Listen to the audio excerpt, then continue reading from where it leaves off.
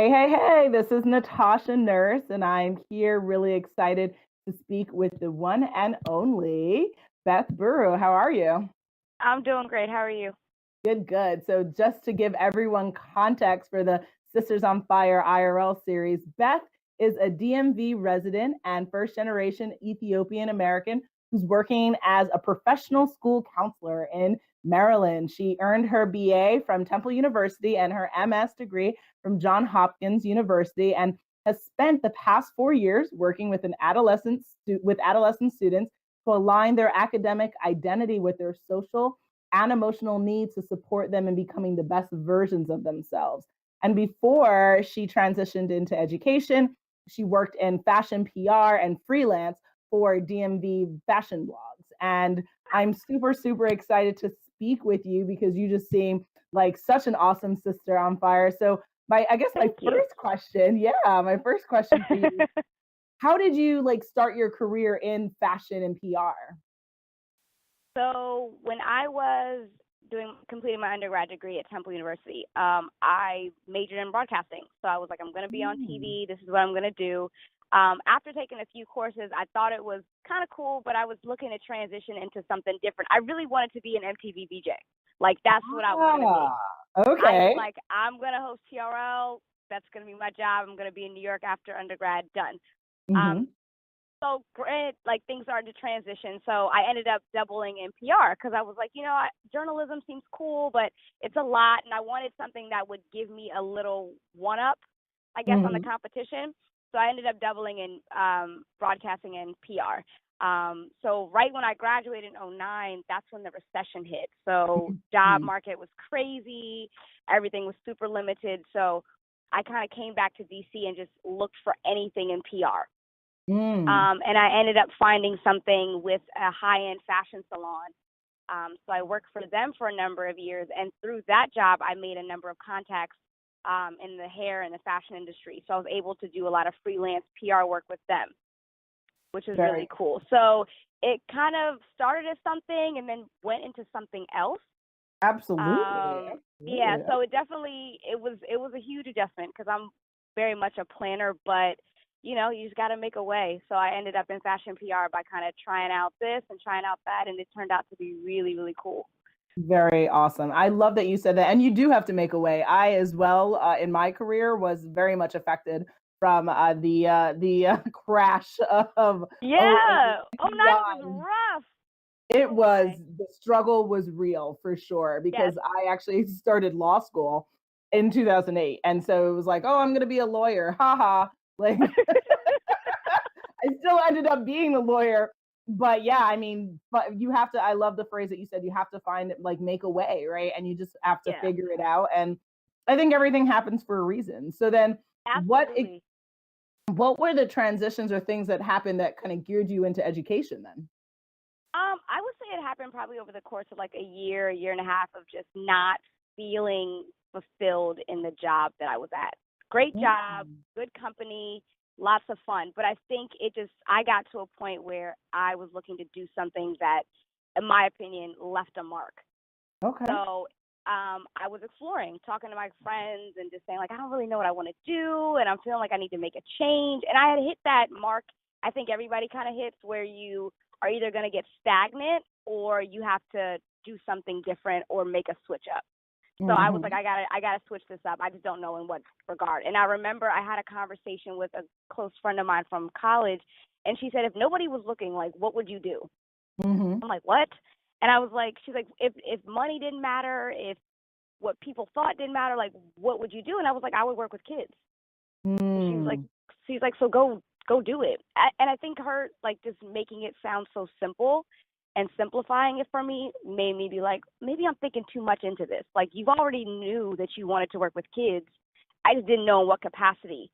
So Gotcha. after I talked to her, that was kind of the starting point. Like, I started doing research into different programs and seeing kind of what would work for me. And I went to a few open houses, and I ended up at Hopkins and fell in love with the program. Just Mm. absolutely Awesome. fantastic. So Awesome. yeah, And that's great that you knew that you like there's something wasn't right and that you wanted to do something different. And then you didn't just sit and complain like so many people do, but you actually took the initiative to go and do something and figure out what were your next steps and make that shift. Because again, Yeah. you can always get a job, right? You can always Always. You can transition. always make some type of money. There's a check available to you if you want it, without a Exactly. doubt. I think it's just kind of getting to a place in life where you want to do something that is meaningful and that makes an impact, and you can connect with people and all that good stuff, and you can make money. Exactly. So it was just taking a risk, and it paid off. Okay. And so now, do you feel like you're fulfilled in what you're doing with the students? I'm sorry, say that one more time? I was saying, do you feel fulfilled in what you're doing with the students? Yeah, absolutely. Like, I think it's definitely comes with its own set of challenges, but there's so much to it that's also beneficial. Like, I can't lie, like I love having summers off. And I love, like just having the days off with kids, but I think I'm really making an impact, and I can see it because I get a chance to see these kids grow over a 3-period time frame. So I work in a middle school, and we stay with our kids. The minute they come in, we're with them for 3 years. So you see the growth, and you can see the level of need, and you can develop a rapport with the students and the families. So it's such a meaningful relationship. And I'm like, there's so many times when I'm like, a kid is like, I'm really happy that you're here. That's all I needed. That is all I needed. I'm like, okay, I did something right. And it always comes at the right time when you start to question, like, did I say the right thing? Am I doing the right thing? Am I making a difference? And then here comes this like innocent and like kind 12-year-old that's like, I'm having a rough day. Can I talk to you? Like, so yes, I think I'm having an impact. And, as much as I'm trying to help them, they're really helping me as a young person kind of evolve too. So it works both ways. And what would you say has been your most meaningful lesson learned in your career so far? So far, I think they are teaching me that you can't want for someone what they don't want for themselves first. So with kids, and like I don't have kids yet, but I'm starting to think of like how our parents feel like when they see the potential in us, or when they know we know better and we don't do better. It's like, why don't you just get it? And it's like, until you're at a place where you're willing to receive it, it doesn't matter how much you want it for them. They have to want it. So that has been the biggest lesson. It's like, and knowing that it's going to take more than one conversation and more than one experience for them to get it, and being patient enough to know that they will get it, and staying hopeful and believing in their potential. So that is a certain level of control that I've had to release, because you think like, if I love you enough, if I teach you enough, if I'm patient enough with you, you'll get it, and they will get it. They just won't get it on my time. So that is a huge lesson I've learned, and that's the biggest lesson, like that they're teaching me and I'm teaching them, which is be patient with yourself, but know that you can't want for someone else what they don't want for themselves to begin with. It just doesn't work like that. Interesting. So, very, very cool. Okay. So now with Sisters on Fire, and why you're a part of the series, is it's a play that's all about sharing the Black woman experience, but it's also kind of like how our former director Audrey Smith said, it's a story really about humanity, and we showcase different stories that are affecting women of color and our community in the country. And we wanted to continue the movement online by featuring women like yourself, because there's so many really phenomenal women of color doing great things. And whether they're in front of a TV or on a major platform, or they're just doing what needs to be done in our schools, all of you need to be celebrated and have your stories told. So when I say the term Sister on Fire, what would that mean to you? For me, I think of women that push against all odds. And those odds may look different for me, for you, for the next female, but I think it's someone that recognizes the barriers in front of her, and instead of getting scared or getting stuck, they push through. There's phenomenal women across all lines of work, anywhere from academia to the arts to writing to the tech world, that are faced with countless obstacles on a daily basis, things that probably we can't even think of. But I think that they are phenomenal, and they're sisters on fire when they see it, but they don't retreat. They don't let that fear kind of discourage them, but they're like, okay, I got to figure this out because I still got to get some stuff done, and I still have goals of my own, and they push through. To Mm-hmm. me, that is just a different level of courage and perseverance, and it's admirable. And to see it, it's like, if she can do it, I'm going to do it too. Exactly. I love that Yeah. definition. That is phenomenal. So then that brings me to my next great question, which is for you as a woman, Hmm. especially in our times where, with everything going on, right, with the Me Too Yeah. movement and sexual harassment and everything, women Right. deal with challenges that our male counterparts don't deal with. And I'd love Absolutely. to Yeah. know, yeah, like in your career from fashion, PR, in education, how has being a woman like affected your career, and what were some of the challenges that you faced specifically because of that? So I think even though I'm coming from like two different industries, or I transitioned from one to the other, Mhm. while they seem completely different, there were a lot of similarities. One thing I can say is, as a female, I think we are so much more aware of our gender. Like, we're Mm. so much more aware and mindful of the impact or the implications that our gender has in like how we perform or how we're rated or how we are paid or are we up for a promotion. Like, we're reminded on a regular basis that you're female. So Mhm. it's like I have to Mhm. work 10 times harder. I have to come prepared more. I have to be more knowledgeable than my counterparts. You know what I mean? It's always like you have to do and go the extra mile. Mhm. And I think in both fashion, in terms of like how you look and what you present, and there is this level of like competition, I think, that comes with that level of work. And then Mhm. even in working in education, education is primarily female. Like, there's definitely Mhm. male teachers and staff, but on a teacher level, there's more female teachers than male. And then a lot Mhm. of times you find more of a male dominated administrative staff. So these are those Mhm. that are in positions of power versus your female counterparts. So Mhm. it does create somewhat of like a dichotomy, because it's like you have to know how to flow through. Like, there's a finesse that comes with this. Mm. Um, so I think for me, it's just there's a certain mindfulness and awareness that I've always had. And I think that with everything going on now, people have their opinions, but it's like, as a female, I'm like, we've been known this. This has been going on. And now it's like we Mhm. have to wait for everybody else to play catch up. Mhm. And Mhm. I think when you add the other element of being an African American female, it's like you Mhm. are constantly in teacher mode. That's how I feel. And that's okay.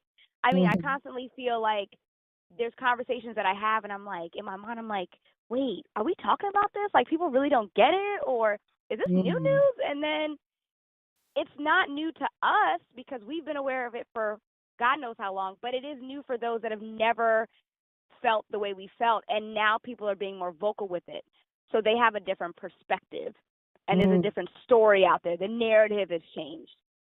And when you So, say you have to be a teacher, does that mean you have to explain to people why certain things are offensive or why people need to pay attention? What do you mean by that? yeah, I think we're much more of a facilitator to those conversations. So we are Mm. looked at now as, you know, I think white counterparts are a little bit more uncomfortable with broaching those conversations, which I understand because they don't want to, Mhm. be offensive or be offend anyone. So they're looking towards the African American female primarily to kind of start those conversations and facilitate it. I Mm. feel very fortunate because I work with a fantastic group of women, and African American and Caucasian, and we can have these conversations, but it's because we work in a field where we're talking about social emotional stuff, and we have to know this Mhm. stuff because we have to help kids deal with it. So while Mhm. we as adults are trying to process it, kids have instant communication and awareness of what's going on in the world and politics and in the news on their cell phones. So we have to Mhm. help them process it while we're processing it ourselves. Mhm. So Absolutely. the mindfulness and the awareness is just out in the open. It's like everybody is wearing their vulnerability on their sleeves. And I think it's a wonderful thing. I think it's overdue for it, but it is still kind of like a change, and people are uncomfortable with it. Mhm. So, as the African American woman, I feel like I do have to be more of a teacher. I have to be more of a facilitator. And, those counseling strategies that we use for kids, I use that with my coworkers too, Mm. because Absolutely. that's just the time that we're in. And that's okay. And it's kind of a catch 22, because it's like you don't always feel like you want to be the teacher and always have to explain it. But at the same time, what a fantastic position to be in when you can explain things and people want to hear what you have to say. So they're receptive to it. They want to know more. They value your opinion. They trust you. So, you know, it's just a day-to-day thing. I love it. You just broke it down. You said I'm a sister on fire, and like let's just unpack this even more, right?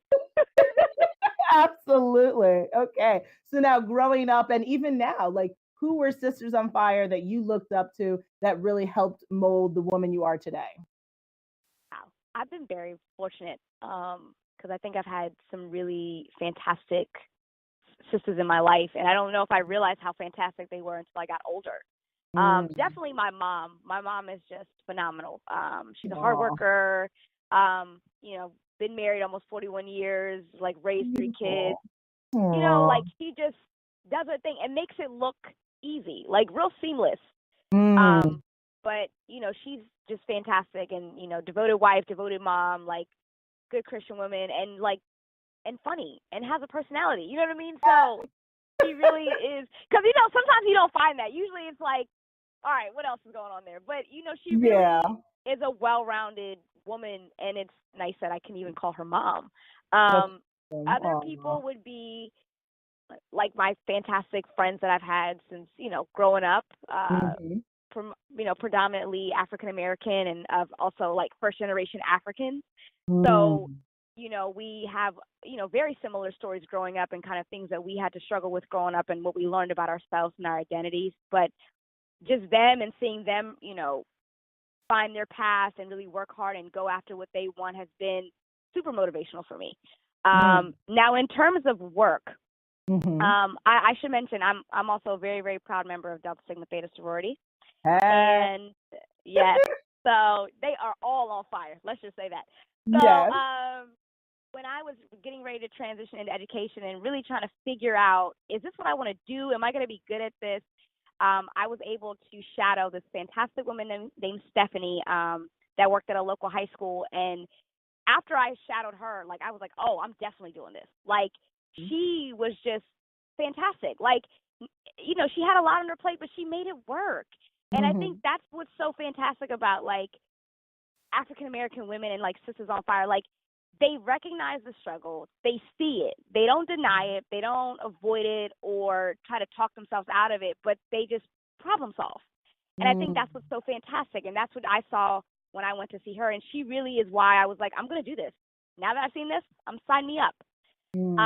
Beautiful. And the last 2 people would be my first 2 professors that I had that were African-American. And they were both doctors. And I was fortunate enough to sit in their classes when I was at Johns Hopkins going into this program. And that, again, solidified, like, I made the right choice. One was teaching us, like, you know, the basics of, like, counseling foundations, and the other one was my advisor. And those 2 women are just magnificent. Like, magnificent. Like, they just really want to help, and they really want you to do well. And they will sit down and they will talk to you. And, again, they have, you know, vivacious personalities, and they are just all around good women. And I know that sometimes I'm sure people like might see like an African-American female and they run through so many assumptions in their mind. And I'm like, my goodness, like people miss out on fantastic women like these because there's so many negative stereotypes about us. But these 2 professors like literally shaped my entire experience when I was at Hopkins. And to be at an institution like that is, you know, very hard to get into. Yes. And the first 2 teachers are African-American females. I'm like, this school gets it too. Like they see it. They see it. They get it. They get it. Like they get it.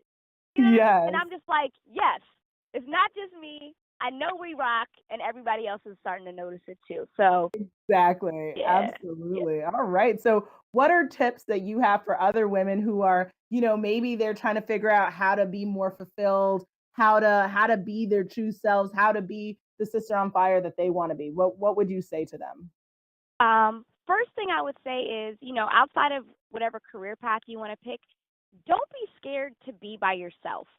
And when I say by yourself, like, don't be scared to, like, give yourself time to just think. Like, You don't have to go to brunch every Saturday. I know it's hard. I'm guilty of it. You can say no. You can say no too. It's hard. It really is. Like, just give yourself some time to just be by yourself and in silence. Because I think a lot of times when you're by yourself and you're able to turn off the noise, a lot of those things that we don't want to deal with come to light. They always do. And I think as women, we're very good at keeping busy because we don't want to deal with certain things that make us uncomfortable. But you really have to give yourself some time to turn off the noise, disconnect, and really sit with yourself and learn yourself, period. Because I think when you do that, then certain things in life will start to become more visible. You kind of eliminate the noise and eliminate the fog, and all of a sudden, it's like, wait, has that always been going on? Or this seems interesting. I think I want to sign up for this. And it's like, it's been happening, but you had so much going on that you couldn't see it or you couldn't hear it. So definitely take some time to be by yourself, turn off the noise, and learn yourself better. It's a hard process and it's a journey, but it's so worth it because you have to take care of yourself first before you can take care of anybody else. Exactly. The next thing I would say is practice saying no, or practice not overcommitting yourself, because I know I do that, and that stretches you to great lengths that by the time you have things to do for yourself, you don't have the energy to do it. So, definitely don't overcommit. And the last thing is make sure you laugh every day. Yes. Make sure you laugh. Like, whether it's in a conversation with a friend, or if you read an article that makes you laugh, or if you watch one of those like crazy funny videos that we probably shouldn't be watching that are like on the Shade Room and like Baller Alert that you don't tell people that you watch because you're like, this is kind of like petty, but it's funny. Like, you have to do that because life can be stressful, but really it's not supposed to be that hard, and we make it so much more complicated. So please just like laugh and enjoy like those small moments in life where it seems crazy. Like, don't be ashamed. Go on the Shade Room and watch one of their videos. I can't. They're funny. Shout out to the Shade Room. Shout out to the Shade Room or Baller Alert. They're very funny. They're very funny. That's awesome. Sometimes you just need a quick petty laugh, and then you move on with your day. You're awesome. You literally had me laugh like 10 times. I'm talking to you. So I definitely hit my laughter quota for the day. Thank you, Beth. You are a sister on fire. You're enlightened.